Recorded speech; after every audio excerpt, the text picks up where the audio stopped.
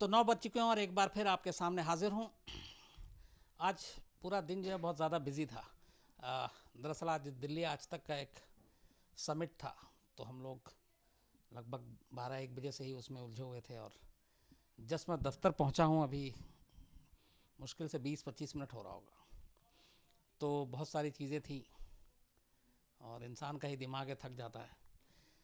तो मेरी हालांकि क्राइम तक की टीम ने संपर्क करने की भी कोशिश की, आज क्या करेंगे, इसलिए आपने देखा होगा टीज़र भी वक्त पे नहीं डाला। उसकी वजह यही थी कि मुझे खुद पता नहीं था कि आज कर पाऊँगा कि नहीं कर पाऊँगा, वक्त पे आ पाऊँगा कि नहीं, क्योंकि जहाँ पे ये समिट था वहाँ से ऑफिस आना नोएडा तक ट्रैफिक इस वक्त पीक आवर पे होता है।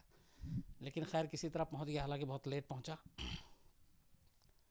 तो कुछ समझ में नहीं आ रहा था कि आज आपको कहानी क्या सुनाऊँ। जनरली दिन में एक बार तय हो जाता है या सोच लेता हूँ तो थोड़ा उस पुराने यादों में भी लौट जाता हूँ, कुछ देख लेता हूँ, पढ़ लेता हूँ।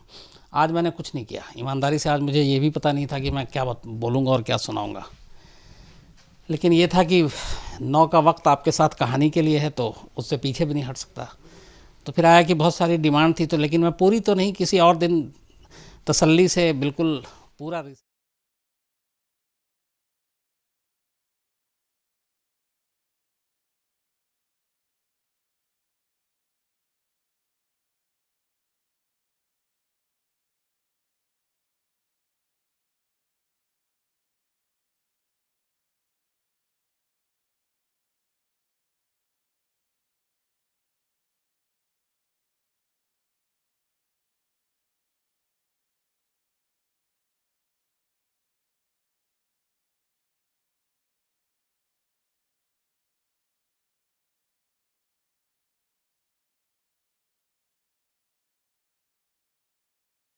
बढ़ाते रहिए, प्यार बढ़ाते रहिए, बांटते रहिए। तो कोई दिक्कत है? अच्छा, मैं ये बार बार पूछ रहा हूँ, असल में कुछ इशारा और था, मुझे लगा कि आप तक आवाज़ या तस्वीरें पहुँच रही हैं कि नहीं पहुँच रही हैं। अंडरवर्ल्ड बड़ा जो है वो चौंकाता भी है, और अंडरवर्ल्ड की कहानी जो है वो भी चौंकाती है, खींचती भी है, अट्रैक्शन भी है। मैं आपको बताऊं, मेरे एक कुलीग थे दीपक शर्मा, बहुत अच्छे इंसान। अंडरवर्ल्ड पे उनकी बहुत अच्छी पकड़, हम लोगों ने करीब 10 साल साथ काम किया। बहुत सारे शोज़ आपने आज तक पे देखे होंगे, मैं और दीपक भाई ने किए। हमने कई बार लाइव अंडरवर्ल्ड के लोगों का फ़ोनो भी लिया, बात भी की। दाऊद, एक दौर आया था जब दाऊद इब्राहिम के बहुत सारे और वीडियो कैसेट टीवी चैनल पे चला करते थे।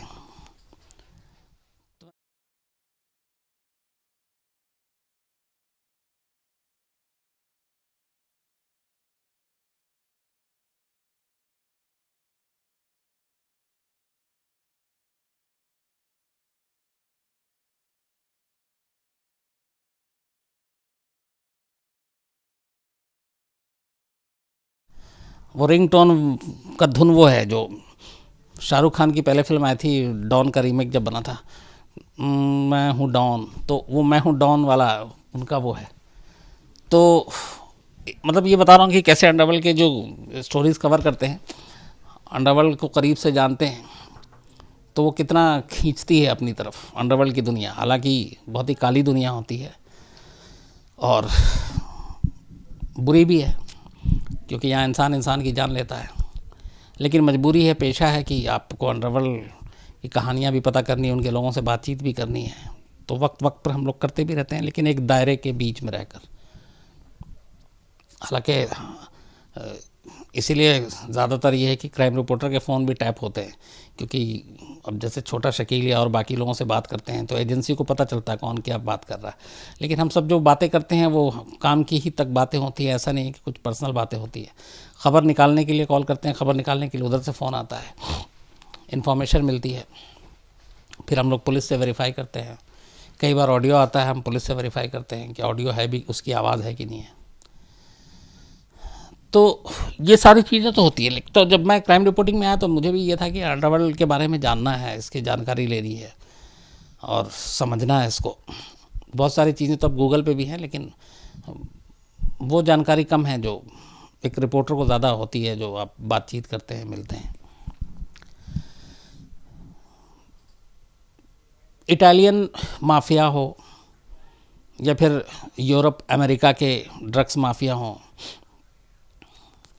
ये सारी कहानियाँ तो हम लोगों ने बहुत पहले सुनी थी, और किस तरीके से माफिया शब्द पैदा हुआ, ये सारी चीज़ें भी कहानी थी। लेकिन हिंदुस्तान में छोटे मोटे गैंग हर स्टेट में, हर शहर में हुआ करते हैं, आज भी हैं। लेकिन ऑर्गेनाइज्ड क्राइम एक सोसाइटी में जो होता है, कायदे से उसे ही अंडरवर्ल्ड कहा जाता है, जिसमें जो हमारे सोसाइटी में एग्जिस्ट करता है और जो रूल्स एंड रेगुलेशन को नहीं मानता, सारी धाराओं को तोड़ता है। लेकिन ऑर्गेनाइज क्राइम से थोड़ा सा ये कुछ मामलों में अलग होता है। हिंदुस्तान में कायदे से कहते हैं कि अंडरवर्ल्ड की जो शुरुआत हुई थी वो मुंबई में हुई थी, इसलिए मुंबई या फिल्में आप देखेंगे अंडरवर्ल्ड से बहुत ज़्यादा प्रभावित रहती हैं। अक्सर फिल्में ऐसी बनती रहती हैं। कहते हैं कि 70 के दशक में चेन्नई से एक वरदराजन नाम का शख्स मुंबई पहुंचता है, और तब मुंबई में ये फैक्ट्री, मजदूर यूनियन, ये सारी चीज़ें हुआ करती थी। जॉर्ज फर्नांडिस जैसे नेता मुंबई के ऐसे ही यूनियन से निकले थे, बाद में बड़े नेता बने। तो पहले मजदूर यूनियन के भी नेता रहे, वो बहुत फेमस। तो वरदराजन जब मुंबई आता है तो वहाँ पर बहुत सारे साउथ इंडियन काम करते थे, बिहार यूपी के तो थे, लेकिन जो वर्चस्व था, जो ताकतवर लोग थे, वो साउथ इंडियन थे। तो वरदराजन भी एक फैक्ट्री में काम करता है, फिर धीरे धीरे वो लोगों को अपने इलाके के इकट्ठा करता है और मजदूर यूनियन का हिस्सा होता है। धीरे धीरे पावर आता है, उसके कहने पे स्ट्राइक हो सकती है, उसके कहने पे स्ट्राइक खुल जाती है, मैनेजमेंट से सौदा होता है, समझौता होता है। ये सारी चीज़ें फिल्मों में कई बार दिखाया गया। जैसे अमिताभ बच्चन की फिल्म में थी, जिसमें अमिताभ बच्चन को दिखाया गया था एक यूनियन का पार्ट। तो ये सारी चीज़ें होती रहती हैं। तो वरदराजन जब आया तो धीरे धीरे मजदूर यूनियन के थ्रू उसने अपना एक कुछ बैड एलिमेंट्स भी जुड़ते गए, और वो धीरे धीरे उसका एक कद बढ़ता गया और उसका एक दबदबा बनता गया। तो उस वक्त क्राइम आज की तरह नहीं था, ये ब्लास्ट, धमाका, खून खराबा इतना नहीं। वो छोटी छोटी चीज़ें हुआ करती थी, जैसे ख़ासतौर पे स्मगलिंग हुआ करती थी कि मुंबई का जो बंदरगाह है, उस पर जो शिप है, वहाँ से जो माल उतरेगा उसमें इतना कमीशन होगा। तब गोल्ड बहुत ज़्यादा बाहर से स्मगल होकर आया करता था। गोल्ड के बाद फिर इलेक्ट्रॉनिक चीज़ें आने लगीं, टीवी, वीसीआर, ये सारी चीज़ें। तब ड्रग्स का भी इतना नहीं था। तो ये सारी चीज़ें शुरुआत अंडरवर्ल्ड की यहाँ से हुई, और वरदराजन ने एक मजदूर यूनियन के बाद एक अपना इस तरीके के लोगों को साउथ के जोड़ना शुरू किया, और धीरे धीरे उसने एक गैंग बनाया, और मुंबई के कुछ इलाकों पे उसने उसका राज चलने लगा कि ये इलाका वरदराजन भाई का है, ये है वो। उसी दौरान में धीरे धीरे वक्त बीतता है तो एक हाजी मस्तान नाम के शख्स उभरते हैं, और वो भी इसी लाइन में, उनका भी अपना एक गैंग होता है, धंधा टकराता है स्मगलिंग का, जो मुंबई के बंदरगाह पे माल उतरता है उसमें हिस्से का, और जो 2 नंबर का काम होता है उसमें हिस्सेदारी का, उसमें मदद करने का, पुलिस से साठगांठ करके सामान पहुंचाने का। तो ये सारी चीज़ें शुरुआत में चलती रहती हैं। तो कायदे से कहते हैं कि मुंबई में अंडरवर्ल्ड की जो नींव रखी थी वो वरदराजन ने रखी थी, उसको फिर आगे बढ़ाने का काम हाजी मस्तान ने किया। हाजी मस्तान के ही दौर में, जब हाजी मस्तान की टीम बढ़ रही थी, तब एक बहुत छोटा मोटा, उस वक्त बहुत बड़ा नाम भी नहीं था, दाऊद इब्राहिम कास्कर आता है जो हाजी मस्तान के लिए काम करता है। दाऊद इब्राहिम कास्कर के जो बाप, वो मुंबई पुलिस में, महाराष्ट्र पुलिस में कांस्टेबल, और वो छोटे मोटे क्राइम करता है। उसके बाद हाजी मस्तान के साथ जुड़ता है। इसी दौरान धीरे धीरे वक्त चूँकि बदल रहा था, 70 से 80 का दशक आ चुका था, तो हाजी मस्तान का शौक़ मुंबई फिल्म इंडस्ट्री में बहुत ज़्यादा था, और हाजी मस्तान का अपना एक रहन सहन, एक तरीका था, स्टाइलिश जीवन, कपड़े पहनने का, सब कुछ। तो कहते हैं कि हाजी मस्तान पहला शख्स था जिसने अंडरवर्ल्ड और मुंबई फिल्म इंडस्ट्री के जो है बीच की कड़ी बनने का काम किया। हीरोइनों के साथ तस्वीरें खिंचाना, उठना बैठना, घूमना, उनको दावत देना, यह हाजी मस्तान का शौक़ रहा था उस वक्त की बड़ी बड़ी हीरोइन हीरो के साथ। तो वरदराजन की से शुरुआत होती है अंडरवर्ल्ड की। हाजी मस्तान के दौर आते आते मुंबई फिल्म इंडस्ट्री में दखल होती है इसकी। उसके बाद एंट्री होती है दाऊद इब्राहिम की। दाऊद इब्राहिम छोटे मोटे काम करता था हाजी मस्तान के लिए, लेकिन तब तक फिर कई और छोटे मोटे अलग अलग गैंग आ जाते हैं मुंबई में, धीरे धीरे जैसे जब बढ़ता है मजदूर यूनियन के थ्रू ही। और उसके बाद फिर ड्रग्स की स्मगलिंग शुरू हो जाती है और भी कई चीज़ें। फिर मुंबई से लड़कियों को गल्फ़ भेजने का जो एक मानव तस्करी का काम था वो भी इन्वॉल्व होने लगता है। इन चीज़ों के ख़िलाफ़ तब हाजी मस्तान हुआ करते थे, लेकिन फिर बाद में धीरे धीरे बहुत सारे लोग इसमें इन्वॉल्व होते गए। इसी बीच में दाऊद इब्राहिम की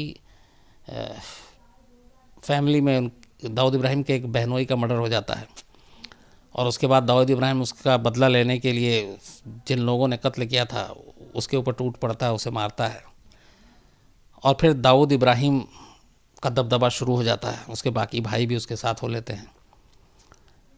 इधर वक्त बीतता है और हाजी मस्तान का थोड़ा सा दबदबा कम होता जाता है। हाजी मस्तान फिर इसके साथ साथ अंडरवर्ल्ड के साथ साथ अपना एक जो डॉन का रुतबा था उसको बदलने के लिए चुनाव मैदान की तरफ जाते कि नेता बनना है, और चुनाव लड़ते भी है हाजी मस्तान। तो हाजी मस्तान धीरे धीरे इधर से कटता जाता है, उधर से धीरे धीरे दाऊद इब्राहिम का उठान शुरू हो जाता है। फिर एक वक्त ऐसा आता है कि जब दाऊद इब्राहिम का सिक्का चलने लगता है, और दाऊद इब्राहिम हाजी मस्तान से जो फिल्म इंडस्ट्री की चीज़ें थी वहाँ से वो सीख लेता है, और वो स्मगलिंग के काम के साथ साथ फिल्म इंडस्ट्री में दखल देना शुरू करता है। तो वो अपने डर और अपनी दहशत का फ़ायदा ऐसे उठाता है कि जो पहले शुरुआत में मुंबई के छोटे मोटे डायरेक्टर प्रोड्यूसर, उनसे कॉपीराइट्स लेना या किसी को बोलना कि इसको फिल्म में लो, इससे गाना गवाओ, इससे गाना लिखवाओ, इससे डायरेक्शन कराओ, इस हीरोइन को लो, इस हीरो को लो, उसको मत लो, तो उसका दखल होना शुरू हो जाता है। फिर पिक्चर हिट होती है तो उसमें उसका कट दो यानी हिस्सा दो, और जो नहीं करते फिर उन्हें धमकाता। ऐसे बहुत सारे डायरेक्टर प्रोड्यूसर हीरो हीरोइन हुए जिनके घर के बाहर गोलियां चली। फिर उसके बाद वो पायरेसी के धंधे में भी उतर जाता। उसमें बहुत पैसे थे क्योंकि वो सारे जो मुंबई की फिल्में थी, गाने थे, उनको गल्फ़ में, पाकिस्तान में, वो सारी चीज़ें वो करना शुरू करता है। और कुल मिला के सब कुछ उसका मुंबई में ठीक ठाक चल रहा था। मुंबई पुलिस के साथ सांठगांठ खुलेआम सबको पता है कि वो सारे पुलिस के साथ भी उसके अच्छे रिश्ते थे, उनको भी हिस्सा जाता था। तो उसका ये जब तक ये सारी चीज़ें थी, स्मगलिंग, मुंबई फिल्म इंडस्ट्री, धमका कर वसूलना, उसके बाद और वो अपना धंधा फैलाता है। फिर वो आता है रियल इस्टेट में, प्रॉपर्टी में। मुंबई में तमाम अपार्टमेंट्स बनते रहते हैं, तो जो भी बड़ा बिल्डर है उनसे पैसे लेना, उनको धमकाना। तो मेन अब उसका काम इस चूँकि तब तक फिर एक फेस आता है कि जो मेन स्मगलिंग का काम था गोल्ड का, वो इंडिया में भी फिर गोल्ड और गल्फ से लाने में कोई ज़्यादा फ़ायदे का सौदा नहीं था। इलेक्ट्रॉनिक आइटम्स में भी फिर इतना फ़ायदा कम होने लगा। तो उसने अपना जो पूरा बिज़नेस है, धंधा है, उसको बदल के दूसरी तरफ ले गया। वो मुंबई फिल्म इंडस्ट्री की तरफ चला गया, बिल्डर की तरफ चला गया, उन लोगों से उगाही करने लगा, और उसका अपना धंधा पानी इसी से चल रहा था। पर तभी फिर 92 होता है, राम जन्मभूमि, बाबरी मस्जिद को गिरा दी जाती है। उसके बाद कई जगहों पे देश में दंगा होता है, फिर मुंबई में भी दंगा होता है। मुंबई के उस दंगे में टाइगर मेमन का ऑफिस जला दिया जाता है, और फिर 93 ब्लास्ट होता है, जिसकी कहानी मैं आपको डिटेल में, तफसील में, पूरी उसकी प्लानिंग, साजिश, सब कुछ बताऊंगा। और उसके बाद टाइगर मेमन दुबई चला जाता है, और चूँकि उस 93 के ब्लास्ट में दाऊद इब्राहिम भी इन्वॉल्व था, तो वो भी यहाँ से बचने के लिए 93 में ही दुबई चला जाता है, फिर वहाँ से कराची। तो 93 से पहले तक दाऊद इब्राहिम सारे बड़े बड़े लोगों के साथ तमाम फ़ोटो थे, सब कुछ था। चूँकि उसके ऊपर एक ठप्पा सिर्फ स्मगलर का था, बाकी जो धमकाने का और बॉलीवुड के लोगों को ये उस पर कोई मुंह खोलता नहीं था। किसी ने कंप्लेंट की नहीं तो वो कभी उसके ख़िलाफ़ केस बना नहीं, तो आराम से मुंबई में रहता था। मुंबई पुलिस के साथ रिश्ते भी अच्छे थे। लेकिन 93 का ब्लास्ट पहला है, चूँकि हिंदुस्तान में सबसे बड़ा आतंकवादी हमला था, और उसमें कोई जो भी पुलिस वाले भी थे उनके भी हाथ पैर फूल गए थे। तो दाऊद को ही पता था कि बचेगा नहीं, इसलिए वो हिंदुस्तान छोड़ के भाग गया, और तब से वो आज तक आया नहीं है। तो 93 से पहले तक तो सब कुछ ठीक था, लेकिन 93 के बाद वो चला गया। इस दौरान 93 से पहले जब दाऊद इब्राहिम का उरूज होता है, वो बड़ा डॉन बनता है अंडरवर्ल्ड का, तभी ये छोटा राजन भी मुंबई में छोटे मोटे क्राइम करके तब तक नाम कमा चुका था। तो वो छोटा राजन को अपने गैंग में शामिल करता है। छोटा राजन की वाइफ को दाऊद इब्राहिम अपनी बहन मानता है, और उसकी शादी में भी गया और इनके रिश्ते एकदम कहते हैं कि दोनों भाई जैसे रिश्ते थे। लेकिन फिर 93 के ब्लास्ट होता है और उससे पहले ये कहते हैं कि छोटा शकील, अबू सलेम और कुछ और लोगों की वजह से दाऊद और छोटा राजन के रिश्ते ख़राब होते हैं, दोनों अलग हो जाते हैं। हालांकि छोटा राजन बाद में ये कहता है कि 93 के ब्लास्ट की वजह से मैंने उससे रिश्ता तोड़ा, क्योंकि देश के ख़िलाफ़ हमला कोई करे तो मैं उसका साथी नहीं रहूँगा। फिर वहाँ से दो तरीके के अंडरवर्ल्ड की शुरुआत हुई, एक राष्ट्रवादी, एक एंटी राष्ट्रवादी, एक हिंदू अंडरवर्ल्ड, एक मुस्लिम अंडरवर्ल्ड। उसका लड़ाई चली लंबी छोटा राजन दाऊद के बीच। छोटा राजन पे बैंकॉक में हमला भी हुआ, गोली लगी, लेकिन वो बच गया। और उसके बाद अभी 2 साल पहले छोटा राजन खैर बाली में सरेंडर किया। हालांकि ये है कि पुलिस कहती है हमने पकड़ा, लेकिन वो वहाँ पे मालूम था सबको। और वो तिहाड़ में इस वक्त है 2 साल से, और दाऊद अभी भी कराची में है। तो ये पूरी जो है अंडरवर्ल्ड की शुरुआत संक्षेप में कि कैसे हुई, फिर कौन कौन हुआ। तो कुल मिलाकर अगर हम देखें तो मुंबई अंडरवर्ल्ड, देश में अगर अंडरवर्ल्ड की बात आती है तो मुंबई से शुरू होती है। तो अंडरवर्ल्ड में 3 ही नाम आते हैं, मतलब बाकी तो बहुत सारे ऐसे आप दर्जनों छुटभैये और टपोरी टाइप के नाम होंगे, लेकिन वरदराजन, हाजी मस्तान और दाऊद इब्राहिम। और कहते हैं कि इन तीनों में से दाऊद इब्राहिम सबसे ज़्यादा क्रूर निकला। दाऊद इब्राहिम सबसे बड़ा अंडरवर्ल्ड का डॉन भी हुआ, बल्कि उसको अलग अलग नाम से भी अब पुकारा जाता है। कोई डी कंपनी का CEO कहता है, क्योंकि वो बहुत बड़ा बिजनेसमैन भी हो गया। अब भी उसकी पैरेसी के काम, मुंबई फिल्म इंडस्ट्री में धमकी के काम, गाने गवाने के काम, डायरेक्टर, प्रोड्यूसर, हीरो हीरोइन किसको लेना है, ये सारी चीज़ें में उसका दखल है।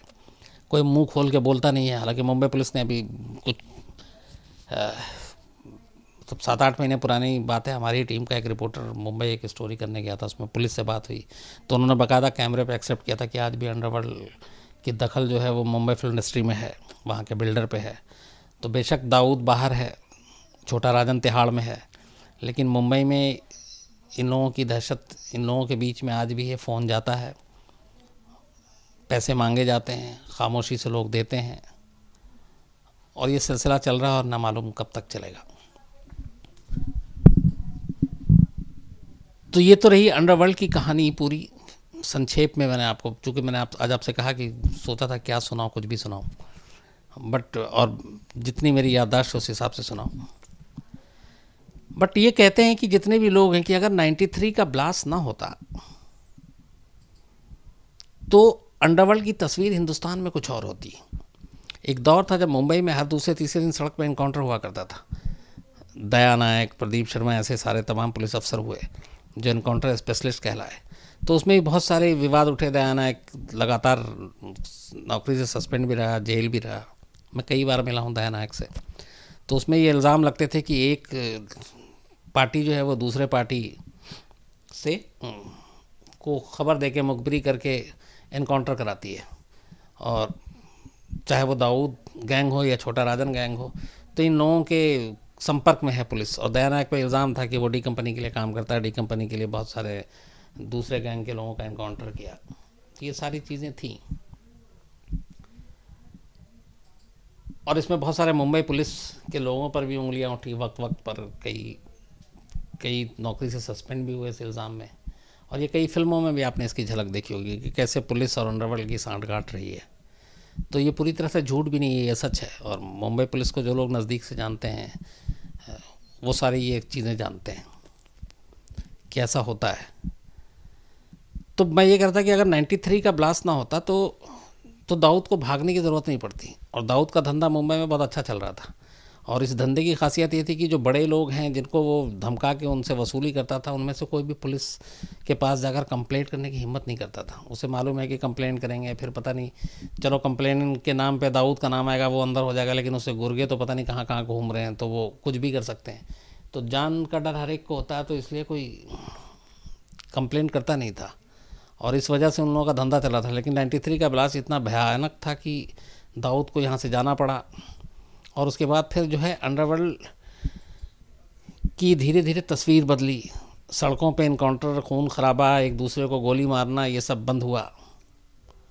और कायदे से कहते हैं कि अगर इस पूरे अंडरवर्ल्ड की आखिरी जो सबसे ख़तरनाक तस्वीर थी वो जेडे का मर्डर था, जो मुंबई में मिड डे के एक बहुत सीनियर क्राइम जर्नलिस्ट थे। और हमेशा अंडरवर्ल्ड पे काम किया। जेडे से मैं कई बार मिला भी था, वो मेरे भी सीनियर हैं, अब नहीं है खैर इस दुनिया में। और अभी हाल में ही फैसला आया जेडे के मर्डर के लिए छोटा राजन को गुनहगार ठहराया गया है। तो ये जेडे का मर्डर भी जो है वो अंडरवर्ल्ड की वजह से हुआ, और करवाने वाला छोटा राजन था। तो ये कोर्ट का फैसला भी आ जाएगा। उसकी वजह ये थी कि जैसे हम लोग क्राइम रिपोर्टर हैं और अंडरवर्ल्ड की खबर करते हैं, तो जाहिर सी बात है कि अक्सर कभी छोटा शकील से बात हो जाती है, कभी छोटा राजन को हम लोग ट्राई करते थे। छोटा राजन जब तक बाहर थे बात भी होती थी, दाऊद से बात करने की कोशिश करते हैं। तो और भी ऐसे लोग हैं तमाम। तो यही काम जेडे भी क्या करते थे, वो फ़ोन वोन करके इंटरव्यू या खबरें। लेकिन तो छोटा राजन से भी बात होती थी, दाऊद से भी बात होती थी, बट उसमें थोड़ा सा एक जो मुंबई पुलिस की पूरी चार्जशीट है उसके हिसाब से फिर ये हुआ था कि छोटा राजन को ये डाउट हो गया था कि जेडे उससे बात करके, जैसे कि आपका लोकेशन कहाँ है, इंटरव्यू करना है, कहीं मिलना है, और जेडे जाहिर सी बात है छोटा राजन के पीछे दाऊद के लोग पड़े हुए थे। अटैम्प्ट हो चुका था, बैंकॉक में गोली भी मारी गई थी, लेकिन छोटा राजन बच गया था। तो छोटा राजन को ये शक था कि जेडे जो है उसकी मुखबिरी जो है और उसके बारे में इन्फॉर्मेशन वो डी कंपनी को देता है, यानी दाऊद के लोगों को देता है। और इस बारे में उसने बहुत बार लोगों से बात की। फिर उसे एक बार शायद ये यकीन हो गया कि हाँ उसके लोकेशन, क्योंकि जहाँ उसने बताया था कि मिलना है वहाँ पे दाऊद के लोग पहुँच गए थे, और इत्तेफाक से कुछ घंटे पहले वहाँ से निकला था।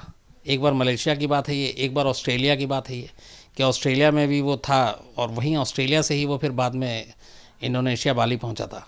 तो ऑस्ट्रेलिया में भी इस पर हमले की खबर आई थी छोटा राजन पर, और कुछ घंटे पहले ही वो उस लोकेशन से हट गया था जिस लोकेशन पे दाऊद के लोग पहुंचे थे। और छोटा शकील ने बाकायदा फ़ोन पे ये हम लोगों से ऑन एयर टीवी पे भी कहा था कि हमारे लोग गए थे और बस वो कुछ देर की वजह से बच गया।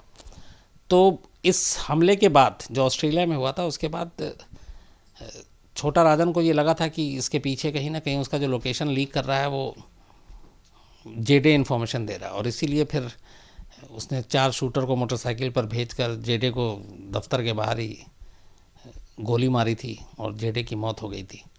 और उसके बारे में फैसला आया जिसमें छोटा राजन को कसूरवार ठहराया गया, और वो जो शूटर थे उनको भी पकड़ा गया, और उन लोगों के भी बयान दर्ज हो चुके हैं। तो अब कुल मिला के ये है कि दाऊद बाहर है, छोटा राजन जेल में है। जो सड़क पे गैंग वॉर हुआ करता था अंडरवर्ल्ड को लेकर, वो अब इस वक्त बंद है। अब इसके पीछे एक और भी मुंबई पुलिस के लोगों का कहना है कि अब पहले जैसी नहीं है कि सड़क पे जा रहे हैं और खून खराबा हो रहा, गोली आ रही है। अब थोड़ा अंडरवर्ल्ड भी सोफिस्टिकेटेड हो गया। अब एक तो वो उनका बिजनेस भी दूसरे तरीके का हो गया, एक तो ये सारी टेक्नोलॉजी सारी चीज़ें आ गई हैं। तो वो अब रियल एस्टेट में, गोल्ड में, प्रॉपर्टी में, और पता नहीं किन किन चीज़ों में वो लोग अपना बिजनेस एक्सपेंड कर रहे हैं। और इसीलिए कहते हैं कि कई हज़ार करोड़ों का मालिक है दाऊद इब्राहिम।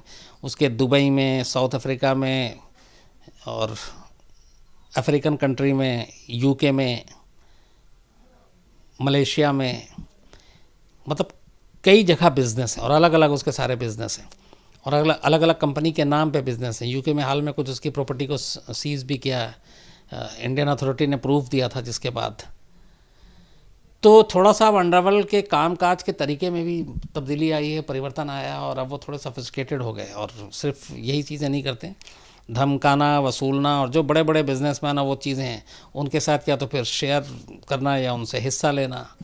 तो ये सारी चीज़ें हो रही हैं जिसने अंडरवर्ल्ड को बदला है। अब कुल मिलाकर ये है कि जो अंडरवर्ल्ड का हाल में मतलब करंटली मैं बात करूं तो 2 बड़े डॉन दाऊद इब्राहिम, और दूसरा जाहिर सी बात है एंटी खेमे का छोटा राजन। तो छोटा राजन जेल में, दाऊद इब्राहिम बाहर। और दाऊद इब्राहिम के बारे में खबर बीच में आती रहती कि बीमार है, ठीक नहीं है, उसको कई तरह की बीमारी हो चुकी है। और तो अब कब तक है ये देखना है। लेकिन फ़िलहाल मुंबई पुलिस के लिए शांति की बात यह है कि अब उस तरीके की चीज़ें सड़कों पे नहीं हो रही हैं। लेकिन हाँ, जो नेक्सस है वो अभी तक टूटा नहीं है, और जो उनकी दहशत है, जो धमकियां देके वसूली का काम है, वो भी जारी है। तो जब तक वो ख़त्म नहीं होगा, अंडरवर्ल्ड पूरी तरह से ख़त्म नहीं होगा। और ये ज़्यादातर इससे अफेक्टेड मुंबई ही है। अगर मैं दिल्ली की बात करूँ, कोलकाता की बात करूँ, बेंगलोर, चेन्नई, हैदराबाद, बाकी मेट्रोपॉलिटन सिटी की, वहाँ पे एक अंडरवर्ल्ड नाम की कोई चीज़ नहीं है। यहाँ पे लोकल लेवल पे छोटे छोटे गैंग हैं, जो काम करते हैं, लेकिन उनका बहुत ज़्यादा लंबा वक्त नहीं होता है। तो अफेक्टेड जो सबसे ज़्यादा रहा, जहाँ से शुरुआत हुई, जहाँ पे पनपा पला बढ़ा अंडरवर्ल्ड, वो मुंबई था। तो ये थी एक ओवरऑल अंडरवर्ल्ड के बारे में जो मुझे लगता था। मैंने कहा कि आज आपको कहा था कि बिना सोचे हुए मुझे कुछ नहीं मालूम, लेकिन वक्त है तो आपको सुनाऊंगा, तो ये बताएं। अब अगर आपके जो भी सवाल हैं वो आप ज़रूर पूछिए, मैं उसके आपको जवाब ज़रूर दूंगा। क्या बात हुई थी? क्या हमारे पॉलिटिकल लीडर्स और सम ग्रुप ऑफ पुलिस को आने से रोक रहे हैं? अनीश बोहरा जी का एक सवाल है कि दाऊद इब्राहिम और राम जेठमलानी के बीच में क्या बात हुई थी और क्या पॉलिटिकल नेता उनको यहाँ आने से रोक रहे हैं। अब मैं आपको बता दूं, इनका जो सवाल है बहुत सारे लोगों को अगर नहीं पता हो तो, एक वक्त ऐसा आया था जब दाऊद इब्राहिम के बारे में कहा जाता है कि वो सरेंडर करना चाह रहा था इंडिया में, और राम जेठमलानी लंदन में थे। लंदन में दाऊद का एक ख़ास आदमी जेठमलानी से मिला और उसने कहा कि दाऊद सरेंडर करके वापस इंडिया जाना चाहता है, लेकिन उसकी कुछ शर्तें थी। पहली शर्त ये थी कि 93 ब्लास्ट में उसका नाम नहीं आएगा क्योंकि वो शामिल नहीं है। दूसरी शर्त ये थी कि उसे फांसी की सज़ा नहीं होगी, और भी कुछ छोटी मोटी शर्तें थीं। तो जेठमलानी चूँकि एक बहुत बड़े क्रिमिनल लॉयर, तो उनको एक मीडिएटर के तौर पे यूज़ किया गया था। और ये बात तब मुझे याद है, दिल्ली में वो अपने पुलिस कमिश्नर हुआ करते थे नीरज कुमार, उन्होंने भी ये बात कही थी।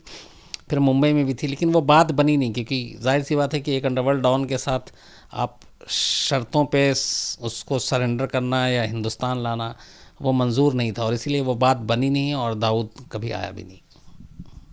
सर एक सवाल है कि कुछ साल पहले आज तक के ऊपर एक वीडियो चली थी जिसमें महमूद से लेकर अनु मलिक तक दाऊद की पार्टी में मौजूद थे, तो उनके खिलाफ कोई एक्शन क्यों नहीं लिया?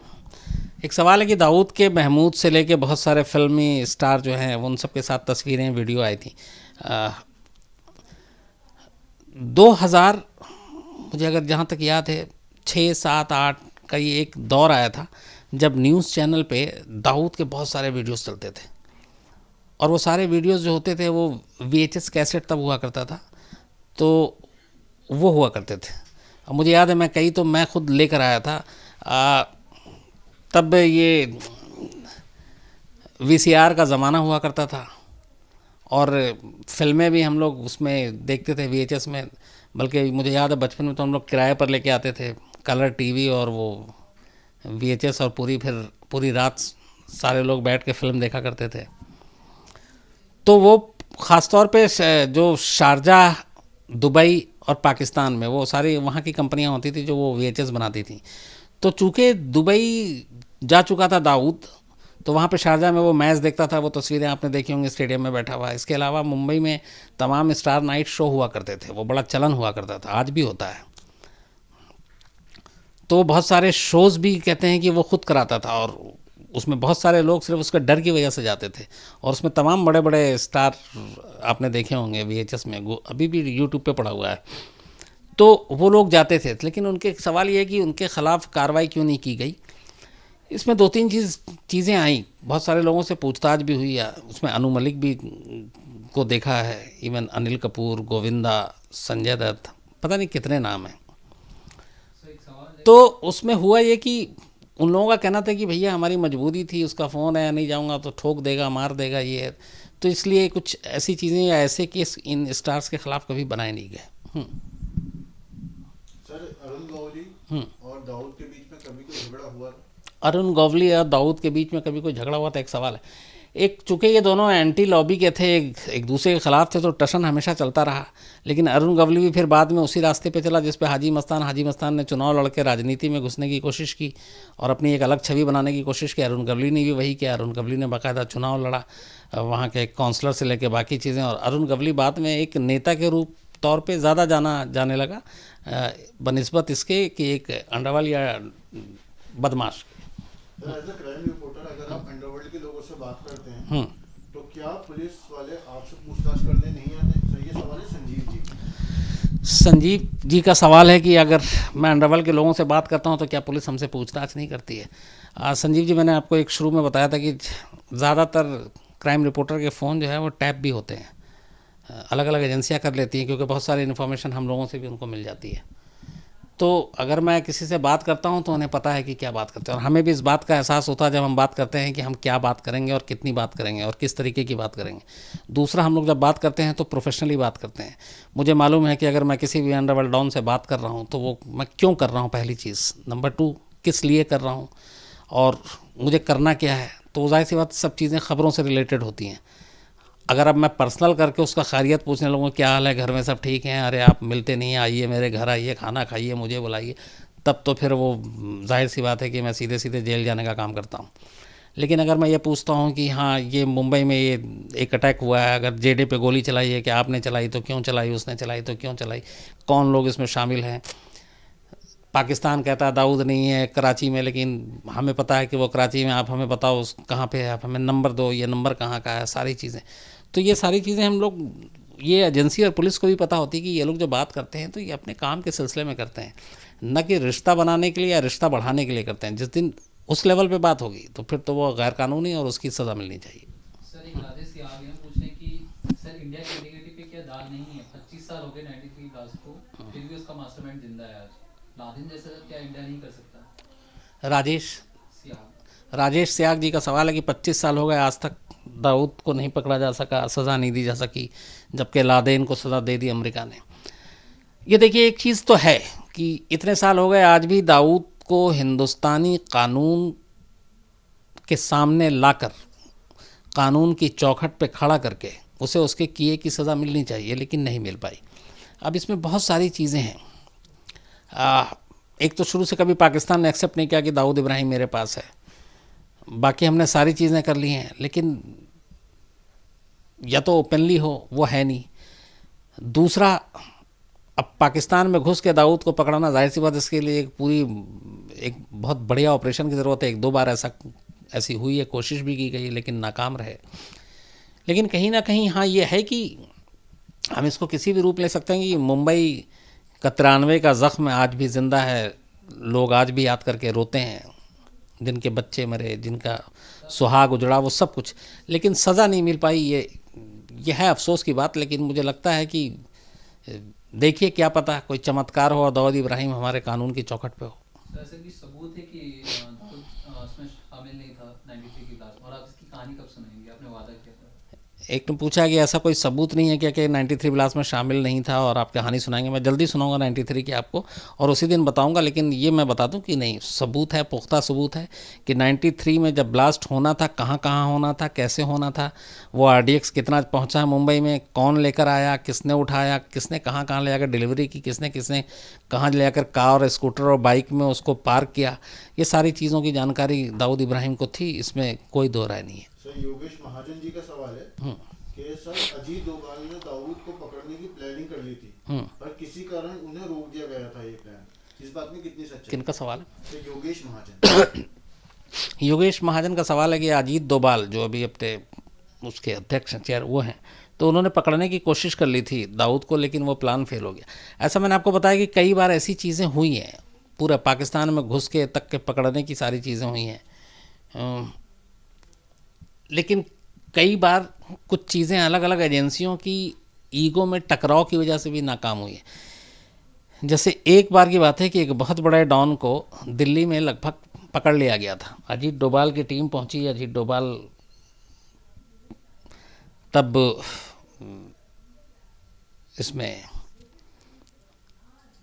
IB में हुआ करते, लेकिन मुंबई पुलिस के कुछ लोगों को भनक मिल गई, मुंबई पुलिस भी उसी होटल में पहुंच गई और फिर वो सारा प्लान चौपट हो गया।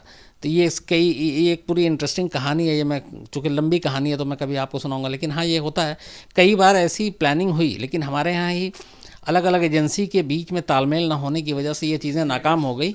और ये चीज़ें, एक वजह इसकी ये भी थी कि मुंबई पुलिस में दाऊद के बहुत लोग, ख़ास लोग काम करते हैं, उन्होंने भी बहुत सारी इन्फॉर्मेशन लीक की, जिसकी वजह से बहुत सारे ऑपरेशन नाकाम रहे। सर क्या ISI और रॉ के बीच में कॉन्ट्रैक्ट तो नहीं हुआ इसको लेके, दाऊद को लेके बचाने का?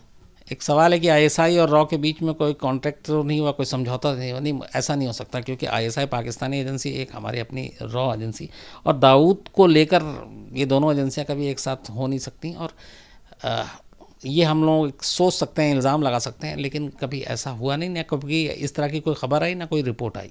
सर कार्तिक माथपाल का सवाल है, गैंगस्टर इतनी इजीली पॉलिटिक्स में कैसे एंटर कर लेते हैं, टिकट्स कैसे मिलता है इन्हें? कार्तिक माथपाल जी का सवाल है कि गैंगस्टर इतनी जल्दी कैसे पॉलिटिक्स में आ जाते हैं, कैसे इतनी आसानी से बच जाते हैं। देखिए, गैंगस्टर की बात नहीं है हमारे यहाँ, ये थोड़ा सा डिफरेंट सवाल हो गया और मैं डिफरेंट ही जवाब दूंगा। हमारे यहाँ पूरा एक हमारी जो सोसाइटी में है ना, कि वो एक वक्त था जब मुझे आज भी शायद है कि अभी कोई पॉलिटिक्स में जाने की बात करता है तो माँ बाप यही कहते हैं कि क्या गुंडागर्दी करनी है, कहाँ जाओगे, गंदी जगह है वो पॉलिटिक्स, नेता लोग कैसे होते हैं। ये बात फैक्ट है, नेताओं की वजह से ऐसी छवि बन गई है। लेकिन इधर कुछ बदल रहा है, अच्छे अच्छे लोग भी आ रहे हैं। लेकिन हाल तक यही हुआ करता था कि एक इलाके का एक छोटा मोटा गुंडा अचानक गुंडाई करता है, थोड़ा सा उसका दबदबा होता है, उसका पहला काम ये होता है कि अब मुझे नेता बनना है। तो पहला तो ये है कि नेता बनने के लिए गुंडा होना ज़रूरी है। ये एक चीज़ें आ गई थी हमारे समाज में, अब भी हैं। तो पहले गुंडा बनो, फिर अपने आप नेता बन जाओगे। तो ये सोच को बदलने की ज़रूरत है। और यही वजह है कि बहुत सारे आप विधानसभा हो, लोकसभा हो, उसमें आप देखिए दागी जो MP या विधायक हैं, इतने % तो उसमें क्रिमिनल्स होते हैं। और उसी के लिए अब एक कानून भी बना और उसका पालन भी हो रहा है कि अगर कोई कन्विक्टेड हो जाता है तो फिर वो अगले 6 साल तक चुनाव नहीं लड़ सकता, उसकी फ़ौरन सदस्यता रद्द हो जाएगी। तो ये सारी चीज़ें हो रही हैं, लेकिन इसको ख़त्म होने में वक्त लगेगा। सर एक सवाल है अमन जी का कि हाजी मस्तान ने भले कितने गलत काम किए, लेकिन उसने कभी मुंबई को गंदा नहीं किया। इस बात में कितनी सच्चाई है? कौन है? अमन का ये है कि हाजी मस्तान ने चाहे कोई भी काम किया हो, लेकिन मुंबई को गंदा नहीं किया।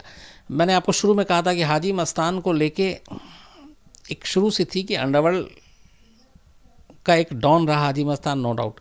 लेकिन हाजी मस्तान के बारे में कहा जाता है कि उसके कुछ रूल, कुछ उसूल थे। एक, ड्रग्स का धंधा नहीं करेंगे। नंबर 2, लड़कियों का व्यापार नहीं करेंगे। गोल्ड की स्मगलिंग, इलेक्ट्रॉनिक्स चीज़ों की स्मगलिंग, ये सारी चीज़ें होती थी। तो ये उस दौर में था। और दूसरा कि ये एक दूसरे गैंग के फैमिली पे अटैक नहीं करेंगे। ये हाजी मस्तान के दौर की शुरुआत हुई थी कि चाहे मेरा सामने वाले से कितनी भी दुश्मनी हो, चाहे सामने वाला गैंग से हमारी कितनी लड़ाई हो, उसने हमारे लोगों को मारा, लेकिन उसकी फैमिली को टच नहीं करेंगे, उसके घर के बच्चों या उनकी महिलाओं को टच नहीं करेंगे। ये एक उस वक्त के अंडरवर्ल्ड में एक समझौता हुआ था जिसको बहुत सख्ती से पालन किया था, जिसका हाजी मस्तान ने। तो ये बात सही है कि हाजी मस्तान के कुछ अपने उसूल थे एक अंडरवर्ल्ड डॉन होते हुए भी। और यही वजह है कि बाद में इन्हीं चीज़ों को भुनाने के लिए हाजी मस्तान पॉलिटिक्स में आया। श्याम प्रसाद जी का सवाल कहना है कि आप गुलशन कुमार हत्याकांड के ऊपर कहानी सुनाइए। श्याम प्रसाद जी का कहना है कि गुलशन कुमार की कहानी सुनाएंगे। ये अच्छा हुआ याद दिला दिया, मुझे बिल्कुल याद नहीं था। गुलशन कुमार मर्डर केस मैं ज़रूर सुनाऊंगा, इसलिए कि ये वो केस था जिस केस की वजह से मैंने पहली बार ज़िंदगी में सोनू निगम को देखा था। और सोनू निगम के साथ मैं करीब 1-1.5 घंटा खड़ा रहा था। तब वो टी सीरीज़ का दौर था और सोनू निगम, अनुराधा पौडवाल, कुमार शानू, ये सारे सिंगर टी सीरीज़ के देन थे, जिसके मालिक गुलशन कुमार थे। और जहाँ से अभी आप मुझे देख रहे हैं बैठे हुए, यहाँ से मुश्किल से 100 मीटर की दूरी पर वो टी सीरीज़ की दोनों बिल्डिंग है जो गुलशन कुमार ने पहली जो बुनियाद रखी थी, जिसकी वो अभी भी है, स्टूडियो के तौर पे यूज़ होता है अलग अलग फिल्में, और वो एल्बम के गाने ये सारे शूट होते हैं। आखिरी फिल्म शायद मॉम यहाँ पे शूट हुई थी, जिसमें श्रीदेवी आई हुई थी और नवाजुद्दीन भी थे, तो वो भी यहीं पे है। तो मैं गुलशन कुमार मर्डर केस की पूरी कहानी, चूँकि ये भी एक फिल्म इंडस्ट्री से भी जुड़ता है, नदीम श्रवण से जाकर इसका रिश्ता जुड़ेगा, वो मैं आपको पूरी कहानी ज़रूर सुनाऊंगा और जल्दी सुनाऊंगा। अजीत डोभाल जी के बारे में कौन है, क्या है? किसी ने पूछा अजीत डोभाल के बारे में क्या? ये एजेंसी के साथ जुड़े रहे लगातार, और अच्छे वक्ता भी हैं, इन्वेस्टिगेटर भी हैं, और IB में काम किया। अभी फ़िलहाल ये NIA कह रहा हूँ, सॉरी, क्या नाम है उसका, राष्ट्रीय सुरक्षा सलाहकार जो हैं वो हैं। तो एक अफसर हैं और अच्छे खासे अफसर हैं, और इनकी अंडरवर्ल्ड में इसके अलावा जो देश के दुश्मनों के ख़िलाफ़ जो जानकारी होती है, उन सब के बारे में काफ़ी इनके पास जानकारी है। अच्छा, मुझे अभी इधर से बता रहे हैं दीपक और आसिम की 32,000 क्राइम तक के परिवार की संख्या 32,000 पार कर गई है। तो बहुत बहुत आप लोगों को बधाई, बहुत बहुत शुक्रिया, धन्यवाद, करम नवाजिश। और बस इसी तरीके से आप बढ़ते रहें, फलते फूलते रहें, और हम लोगों को भी फलते फुलाते रहें, तो अच्छा लगता है। और आप बस इसी तरह अपना प्यार देते रहें और जितने ज़्यादा लोगों को आप जोड़ सकते हैं ज़रूर जोड़ें, बस यही मेरी गुजारिश है। सर राहुल जी एक चीज पूछ रहे हैं कि सर आप लोग क्राइम जर्नलिस्ट होते हैं, आप लोग सोर्सेस कैसे बनाते हैं? राहुल जी राहुल जी सर। राहुल का ये कहना है कि हम लोग एक क्राइम जर्नलिस्ट हैं, हम अपने सोर्सेस कैसे बनाते हैं। चलिए मैं आपको थोड़ा सा क्राइम रिपोर्टिंग के बारे में बता देता हूँ इसी बहाने। क्राइम रिपोर्टिंग जो है वो मेरा मानना है कि जर्नलिज्म में सबसे डिफरेंट चीज़ है। और मेरा एक ये भी मानना है कि बहुत सारे लोग शायद हो सकते हैं जिनको क्राइम रिपोर्टिंग में इंटरेस्ट हो, बहुत ऐसे भी हों जो जर्नलिस्ट बनना चाहते हैं, तो उनके लिए भी एक मेरे तजुर्बे से काम आएगा। टीवी में या अखबार में एक जर्नलिस्ट के लिए कई सारे बीट्स होते हैं। बीट्स मतलब डिपार्टमेंट, जैसे मिनिस्ट्री में होता है फाइनेंस हो, defence, sports, foreign affairs, INB, है ना। उसी तरीके से मीडिया में होता है political reporter, crime reporter, entertainment reporter, sports reporter, है ना, business reporter, life style reporter, art and culture reporter, education reporter. तो ये अलग अलग चीज़ें होती हैं। मेरा मानना है कि इन सब में सबसे डिफरेंट क्राइम है। उसकी वजह ये है कि हर चीज़ में बाकी सब चीज़ें फिक्स होती हैं। जैसे पॉलिटिक्स में आज क्या हो रहा है आपको मालूम है, अगर कल बीजेपी कांग्रेस का अधिवेशन है तो पहले से हमें मालूम है, इलेक्शन कब है हमें मालूम है, सरकार में उथल पुथल हो रही है वो भी पता है, चल जाता है, तो फिर सब कुछ मालूम है क्या क्या होने जा रहा है। सिनेमा में क्या हो रहा है वो हम सबको पता चल जाता है। स्पोर्ट्स में क्या होगा, अभी टेस्ट मैच चल रहा है जिससे भी देखिए 8 विकेट गिर चुके हैं, तो ये भी पता है कितने बजे ख़त्म होगा, इसके बाद क्या करना है वो भी मालूम है। आर्ट कल्चर में ले लीजिए, फॉरेन अफेयर्स में ले लीजिए, सब चीज़ों में। क्राइम इकलौता ऐसा सब्जेक्ट है, ऐसी बीट है मीडिया में जिसके बारे में हमें कुछ पता नहीं है कि अभी मैं आपसे बात ही कर रहा हूँ, अभी पता नहीं कहाँ कहाँ क्या हो रहा है, और या कोई बड़ी चीज़ आ जाए, जैसे एक बार आप ही के सामने था मुझे उठ के जाना पड़ा, तो वो चीज़ें हमें पता नहीं होती। तो इसलिए मुझे क्राइम सबसे डिफरेंट और सबसे अच्छी चीज़ क्राइम की ये लगती है कि इसमें हमेशा कुछ ना कुछ नया होता है, तो बोर नहीं हो सकते।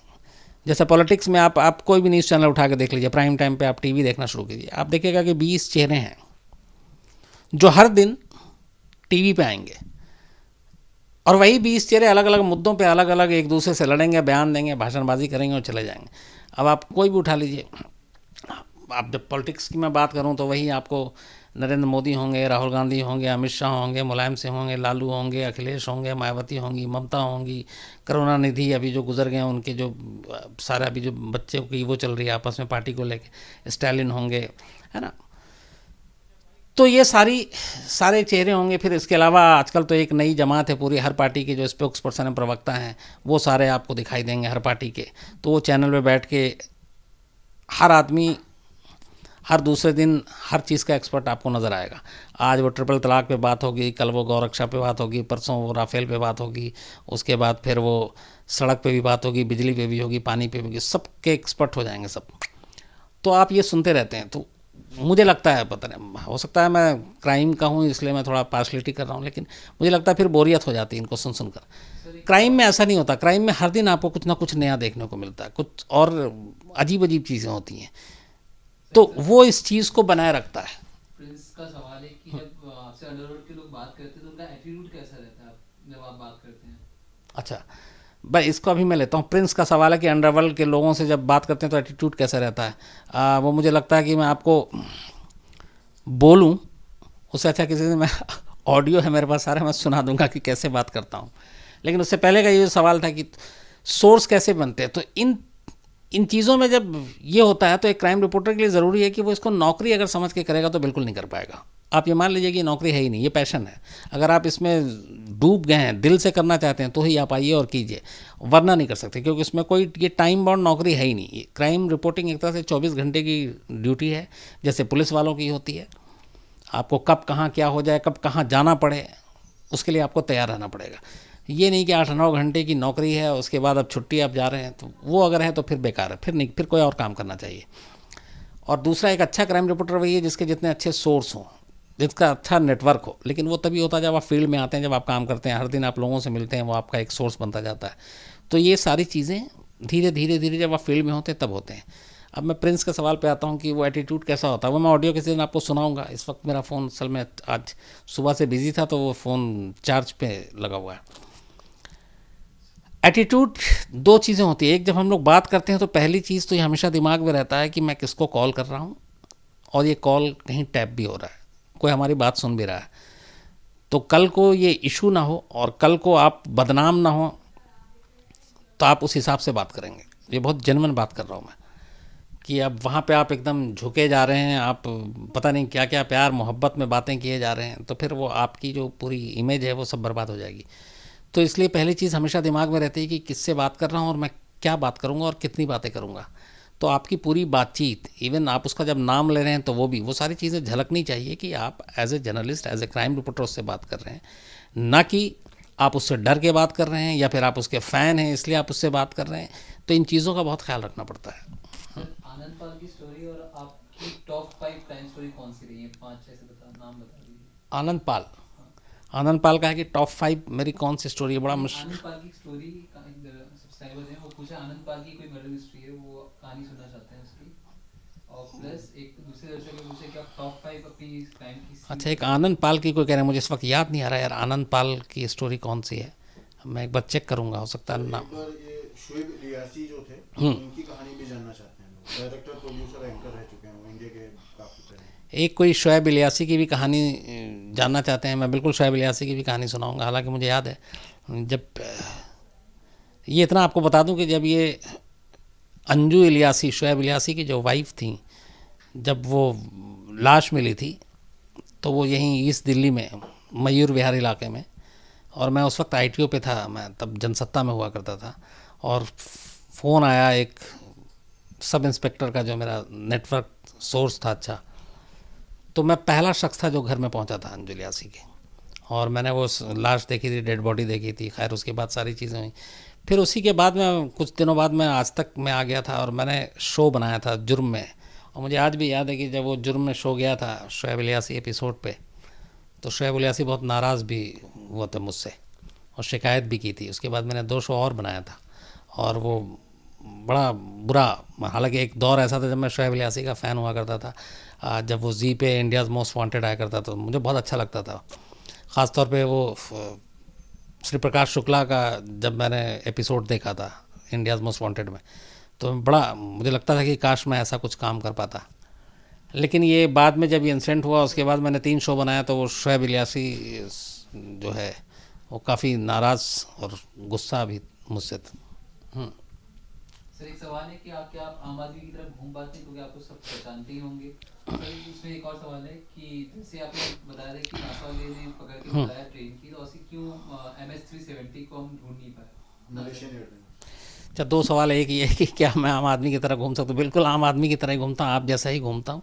हाँ, बस ये है कि थोड़ा टीवी पे आता हूँ तो लोग पहचान लेते हैं, और कुछ जो कंफ्यूज होते हैं थोड़ा बहुत कि अरे ये तो वही लग रहा है, लेकिन फिर सोचते हैं नहीं नहीं ये नहीं हो सकता। तो अगर मैं मुंह खोल देता हूँ तो फिर 100% कहते हैं ये तो वही है। तो ऐसा बहुत बार होता है और अच्छा भी लगता है, आप लोगों का प्यार मिलता है, सब ये सारी चीज़ें होती हैं। लेकिन बिल्कुल आम लोगों की तरह हम लोग, आप ही जैसे हम लोग इंसान हैं, और आप लोगों की वजह से ही हम लोग हैं, ये चीज़ कभी भूलता नहीं हूँ। तो ऐसा कुछ नहीं है, बिल्कुल नॉर्मल लाइफ है, नॉर्मल आप जैसे रहते हैं वैसे ही मैं भी रहता हूँ, वैसे ही चलता हूँ, वैसे ही खाता हूँ, वैसे ही बात करता हूँ, वैसे ही घूमता हूँ, वैसे ही पिक्चर देखता हूँ। तो कोई अलग चीज़ नहीं है। बट हाँ, ये है कि थोड़ा सा रिकग्निशन मिल जाती है तो वो अच्छा लगता है। कई बार ये भी होता है कि बचपन में जैसे सोचा था कि कॉमेडियन बनूंगा, स्टार बनूंगा, तो लोगों को ऑटोग्राफ दूंगा, तो वो तो नहीं, लेकिन इसमें आने के बाद मैंने बहुत सारे ऑटोग्राफ भी दिए। अब तो खैर सेल्फी का दौर आ गया है, तो वो सिस्टम अब धीरे धीरे धीरे धीरे लुप्त होता जा रहा है। एक आदित्य श्रीवास्तव जी का सवाल है कि छोटा सा एक सवाल वो था जो नासा, हाँ, नासा मलेशियन एयरलाइंस का पता क्यों नहीं लगा पा रहा है? अगर हम नासा की मदद से ट्रेन रॉबरी का, एक सवाल है कि नासा ने मलेशियन एयरलाइन जो आज तक गायब है, पिछले 3-4 कितने साल हो गए, हम लोगों ने भी उस पर बहुत सारे सीरीज़ बनाई थी, तो वो क्यों नहीं आज तक पता लगा पाया? ये भी मुझे ईमानदारी से बताऊं कि मुझे भी ये अभी ख्याल आ रहा है कि इसमें नासा ने मदद की नहीं, लेकिन हो सकता है कुछ टेक्निकल चीज़ों हो, एक उस वक्त इतना ज़्यादा सेटेलाइट पावरफुल ना हो, दूसरा ये कि वो एरिया जो है पूरा एक लास्ट में जो चिन्हित किया गया था वो समंदर के नीचे बहुत गहराई में कुछ था, तो वो भी होगा। लेकिन मैं इस पर आपके पास वापस आऊँगा एक बार और जानकारी लेकर। आरुषि वाले केस में भी कि नासा कैसे मदद नहीं कर सकती थी, वो पता लग जाता छत पे कौन गया था। एक बहुत अच्छा इंटेलिजेंट सवाल है कि आरुषि मर्डर केस में भी नासा मदद कर सकता था कि छत पे कौन गया था। इसीलिए मैं कहता हूँ, मैं हमेशा जब आता हूँ यहाँ पे तैयारी करके आता हूँ। आज मैंने आपसे शुरू में कहा था कि मैं ऐसे ही बोलूँगा, और ये मेरे जहन में भी ये सवाल कभी नहीं आया कि क्या ऐसा हो सकता है, या तो फिर मैं उस दिन गलत था या फिर आज गलत हूँ, कि ऐसी चीज़ें हो सकती हैं। पर मुझे एक डाउट है, मुझे लगता है कि शायद नासा के सैटेलाइट से वो आरुषि के वहाँ तक का हमारे पास कोई होगा ही नहीं।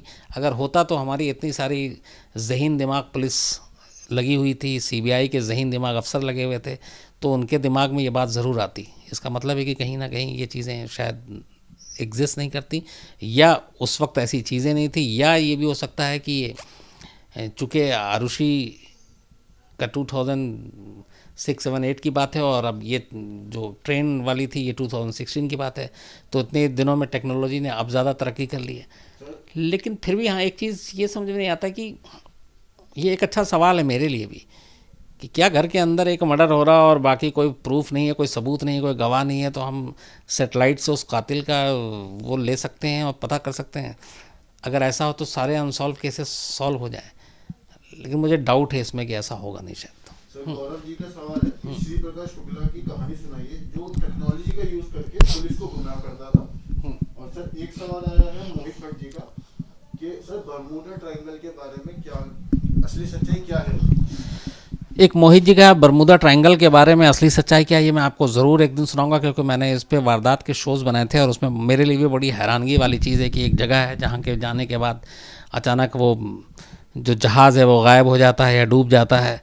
तो वो सारी चीज़ें हैं कि मैं उसके लिए पूरी तैयारी करके आपके पास आऊँगा, नंबर 1। नंबर 2, इससे पहले गौरव जी का था कि श्री प्रकाश शुक्ला की कहानी और उसकी टेक्नोलॉजी का जो इस्तेमाल था वो भी मैं आपको, श्री प्रकाश शुक्ला की भी पूरी कहानी बहुत इंटरेस्टिंग है, मैं उसको बहुत जल्दी आपको सुनाऊंगा कि कैसे वो पहला शख्स था जिसने AK-47 का यूज़ किया, कैसे वो इतने दिनों तक चकमा देता रहा, और अगर उसके दिल में मुख्यमंत्री बनने का फिर सपना ना होता तो शायद वो मारा भी नहीं जाता, और कैसे वो बेहद खूंखार हो गया था, पुलिस वाले तक उससे डरते थे, और फिर कैसे उसका इनकाउंटर हुआ, इनकाउंटर था या कत्ल था, ये भी मैं आपको बताऊंगा, फिर जल्दी बताऊंगा। एक आदित्य श्रीवास्तव जी पूछने की जगह छोटा सा कि देश का दुश्मन था, आप उससे बात करते हो आपको बुरा नहीं लगता? आदित्य श्रीवास्तव का सवाल है कि एक छोटा शकील देश का दुश्मन है तो आप उससे बात करते हैं तो बुरा नहीं लगता।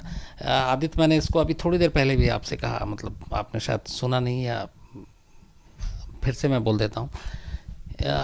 देखिए, हम लोगों का काम है ख़बरों को निकालना और उसको जो उसके अंदर जो सारी चीज़ें आ रही हैं उसकी सच्चाई तक पहुँचना और आप लोगों तक लाना। तो उसके लिए अब ज़रिया जो कौन बनता है, सोर्स बनते हैं, या वो जिससे जुड़ी हुई खबर है। तो अब ये तो हमें पता है कि ये लोग यहाँ पे हैं नहीं, और लेकिन नंबर सबके पास है, तो बात करते हैं तो हम सिर्फ खबर के लिए बात करते हैं, हम उसकी खैरियत पूछने के लिए बात नहीं करते, या हम उसको हीरो बनाने के लिए बात नहीं करते। अगर हमें लगता है कि एक खबर आ रही है कि दाऊद इब्राहिम मर गया, तो हम जाहिर सी बात है किससे ये खबर कंफर्म करेंगे? तो जो उसके दाएं बाएं का लोग, जो उसके करीब का लोग होगा, हम उससे बात करेंगे। तो जो भी करीब का होगा वो हम बात करेंगे।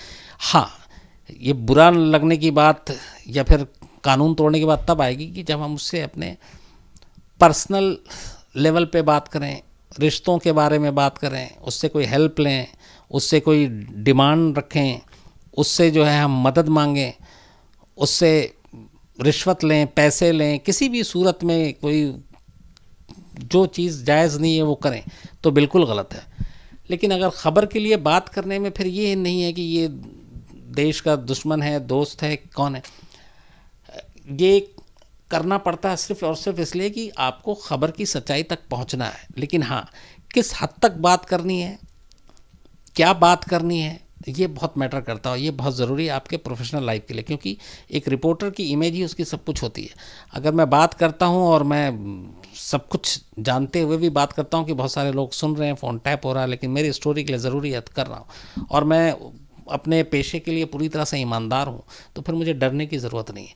लेकिन अगर मैं उस बात करने का फ़ायदा उठाता हूँ किसी और लेवल पे, किसी और तरीके से, तो फिर मैं गुनहगार हूँ, मुझे फ़ौरन सज़ा मिलनी चाहिए। सर, मन्या सुर्वे की क्या कहानी है? शुभम जी वो पूछना चाहते हैं। शुभम का है कि मन्या सुर्वे की क्या कहानी है। मन्या सुरभि के बारे में ये कहा जाता है कि हिंदुस्तान का जो पहला इनकाउंटर हुआ था वो मन्या सुरभि का था। ये मुंबई का एक छोटा मोटा डॉन हुआ करता था और इसने फिर बहुत सारे क्राइम करने शुरू कर दिए। तो मुंबई में एक बाकायदा स्पेशल टीम बनाई गई और कहा गया कि इससे बड़ा लॉ एंड ऑर्डर को ख़तरा हो रहा है और जिस तरीके से ये आगे बढ़ रहा है। और तब एक तरफ तो डी कंपनी, दाऊद इब्राहिम, इन सब का चल ही रहा था, फिर मान्या सुरभि का भी था। फिर इसमें एक ये भी है कि मान्या सुरभि का इनकाउंटर करवाने के लिए दाऊद इब्राहिम ने भी कुछ पर्दे के पीछे से खेल खेला था।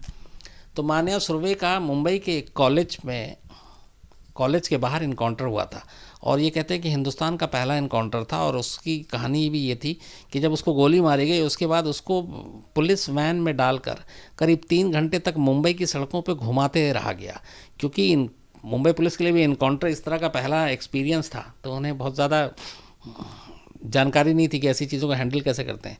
तो उन्होंने गोली मार दी लेकिन उसकी सांसें चल रही थी। तब उनको ये भी था कि हॉस्पिटल ले जाएंगे तो हो सकता है बच जाए, तो पुलिस चाहती नहीं थी कि ये बचे। तो ये होता है कि जब आप एक इंसान के अंदर एक फिक्स ब्लड होता है, कुछ एग्जैक्ट मुझे याद नहीं आ रहा, अभी कुछ डायलॉग भी था फिल्मों में, कितना लीटर खून होता है, तो वो आप अगर कहीं पे भी कट मारेंगे और उसको छोड़ देंगे तो वो खून रिसता रहेगा।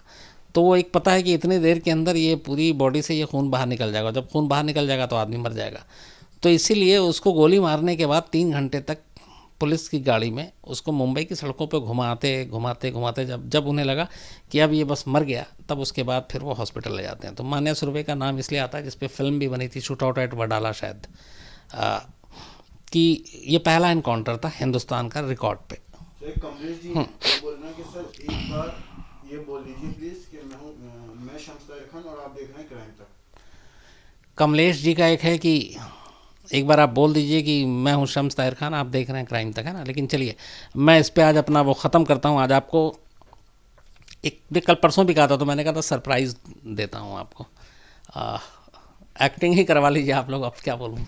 चलिए आप लोगों से इतना प्यार है कि मैं कर लूँगा ये भी। चूँकि 10 भी बज रहा है तो मैं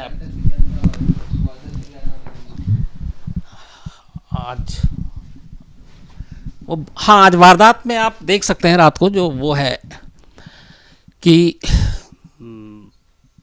72 साल पहले ये जो LOC कैसे बना था, उसकी कहानी क्या थी, थोड़ा सा हिस्टोरिकल एपिसोड है।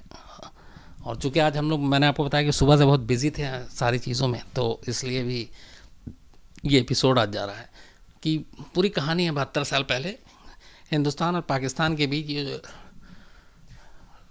LOC है, ये सरहद की लकीर खींची कैसे गई थी। तो इंटरेस्टिंग कहानी है, पूरी हिस्टोरिकल है, तो वो आप देखिएगा। और क्राइम तक देखते रहिए। लेकिन आपने, कई लोगों ने मुझसे कहा था कि जैसे मैं बोलता हूँ वारदात में, हालांकि 1 घंटे बाद आप सुन लेंगे, लेकिन चलिए आज मैं आपको अपना एक, चूँकि मैं जो लिखता हूँ वही बोलता हूँ, मैं खुद ही लिखता हूँ खुद ही बोलता हूँ। जो भी स्क्रिप्ट होती है मेरे शोज़ की, एक स्टोरी की थी, ये इत्तेफाक से भी याद आ गया क्योंकि आज जब सुबह में मैं फंक्शन में था तो वहाँ कुछ लोगों ने उस स्टोरी की याद दिला दी थी। ये जो ऑनर किलिंग होती है, ये आपने बहुत लोगों ने जानते हैं, ख़ासतौर पे हरियाणा में और यहाँ पे। तो मैं ऑनर किलिंग की जब शुरुआत हुई थी तो मेरे लिए ये शब्द ही बड़ा नया था कि ऑनर किलिंग, इज़्ज़त के लिए मारना, तो ये क्या चीज़ें होती। तो खैर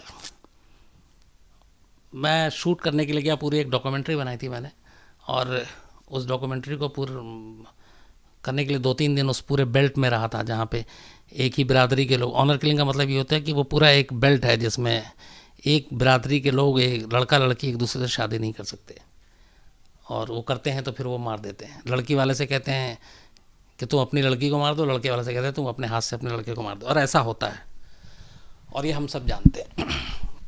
तो जब मैं वहाँ गया, ये सारी चीज़ें कर ली, तो फिर मुझे अचानक मेरे दिल में वो आया जो मैंने वहीं पे खड़े खड़े बोला था, और वो मैंने रिकॉर्ड किया था, और उसी पे मैं आज ख़त्म कर रहा हूँ ताकि आप लोगों की फरमाइश भी पूरी हो जाए। और जिस तरीके से बोला था मैं वैसे ही आपको, अब नॉर्मल शम्स नहीं, मैं एकदम टीवी पे जैसे करता हूँ मैं वैसे ही आपको बताता हूँ। तो वो जो 3-4 लाइनें थे भी बताता हूँ। कि दिल्ली से महज 125 किलोमीटर की दूरी पर एक इलाका ऐसा है जहां मोहब्बत का मतलब मौत है। यहाँ प्यार करने वाले किस ज़ात, किस मज़हब या किस बिरादरी से ताल्लुक़ रखते हैं ये कोई नहीं जानता। वो सिर्फ एक बात जानते हैं कि जो भी गांव का दस्तूर तोड़ेगा वो दुनिया छोड़ेगा। कैमरामैन विनोद शिकारपुरी के साथ शम्स ताहिर खान, क्राइम तक।